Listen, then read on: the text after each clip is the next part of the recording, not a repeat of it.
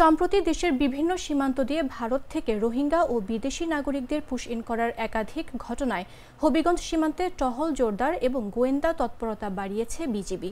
এ জেলায় ১০৩.২ কিলোমিটার সীমান্তে এখন পর্যন্ত কোনো অনুপ্রবেশের ঘটনা না ঘটলেও যে কোনো অনাহূত পরিস্থিতি সামাল দিতে বিজিবির সর্বোচ্চ সতর্ক অবস্থানে রয়েছে।